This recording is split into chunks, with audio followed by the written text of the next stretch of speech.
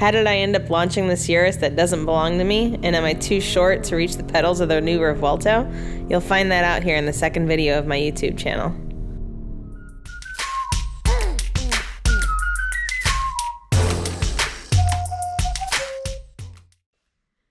Hey everybody, I am in the garage getting ready to do a little wipe down on the cars before they go to another event this weekend.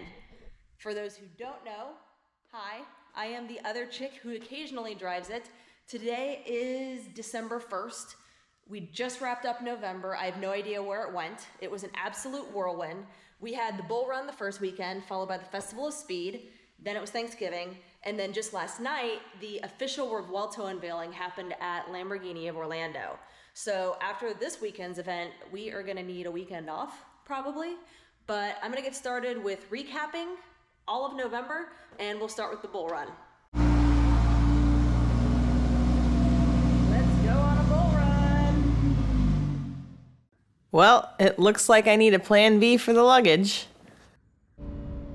The STO was clearly not made for overnight stays or long travel.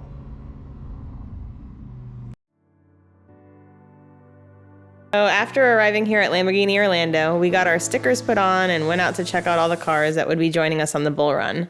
About 35 or 40 of us in total were there, ranging from the Aventador to the Urus or Urus, depending on how you want to say it, and then also this sweet Ultime.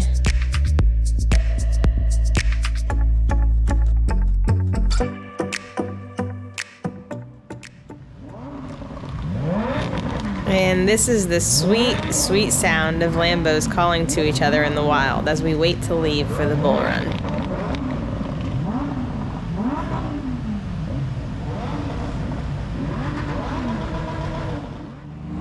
Thanks to the help of 3 Florida State Troopers, our drive was guided the entire way from Orlando to Tampa. So anytime we had to cross an intersection or if we came across traffic, the troopers were always able to help us get through to keep us in a group and herd the cats, or I guess herd the bulls.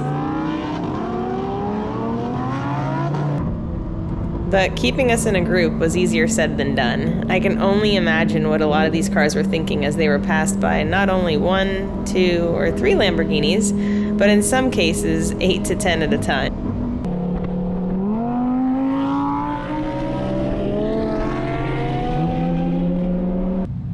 Our first stop in Tampa was at Armature Works, where we parked and went in for a quick lunch while people checked out the cars outside.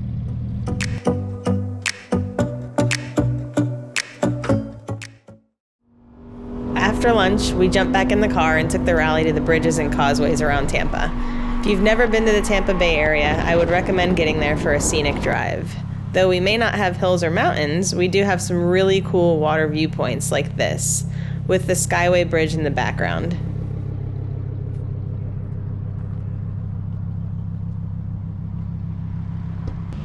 The day ended at a hotel in downtown Tampa, right next to the home of the Tampa Bay Lightning, and we enjoyed a group dinner with the other owners.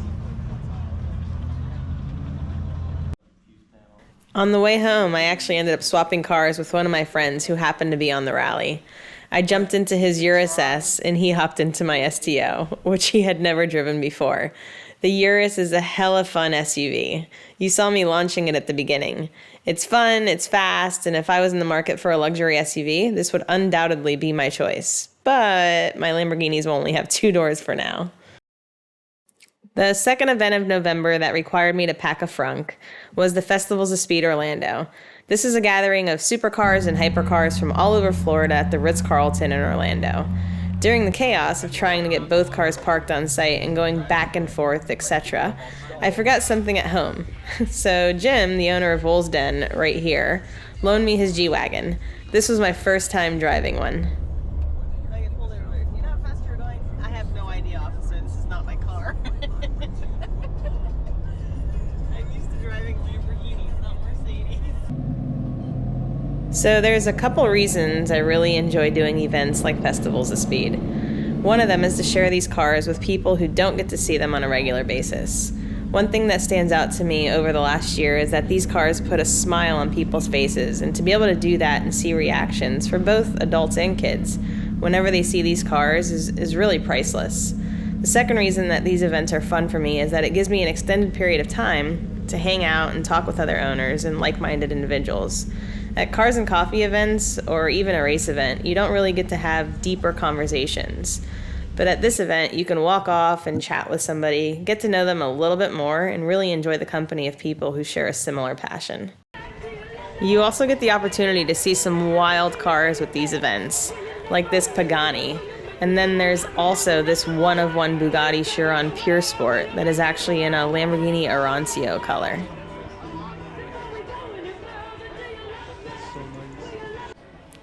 My best friend Steve, who some of you might know as Hot Egg Breath on Instagram, also had his 2006 Ford GT there in the show.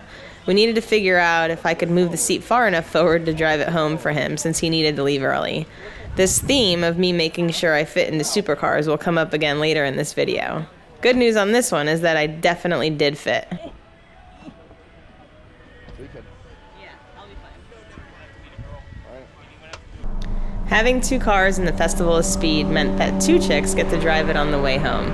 I also got to see my STO without me in it, which is rare, and we basically had a miniature car show after the event with the GT joining my cars in the driveway afterward, before we played musical cars trying to get them into the garage.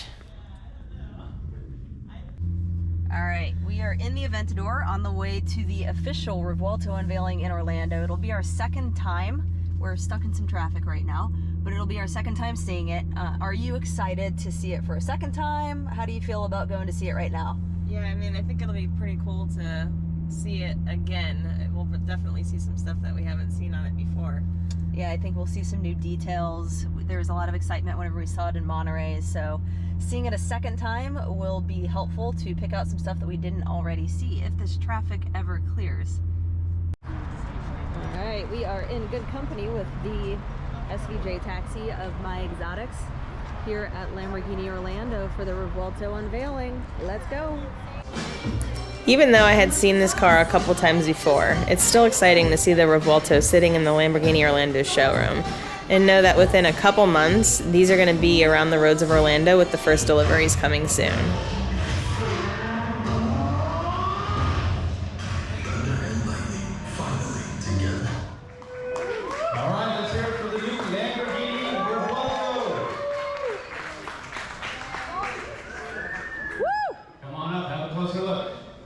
Thank you guys for coming out. As I was walking around with some friends and looking at all the various features, a joke was made about my height because I am very short, and somebody jokingly asked if I could even reach the pedals.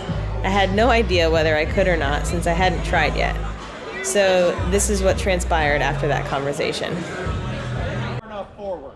All right, it's $5. Oh boy. $5. Let's throw some money on the ground. $5? Melinda, it's work for you? I don't know. It's gonna be close. Let's see. Almost. Oh, you got it. Oh, you can't move it forward. We'll never know. Because this is a demo Revuelto that's visiting various dealerships around the country, many of the features are disabled, including the seat adjustment.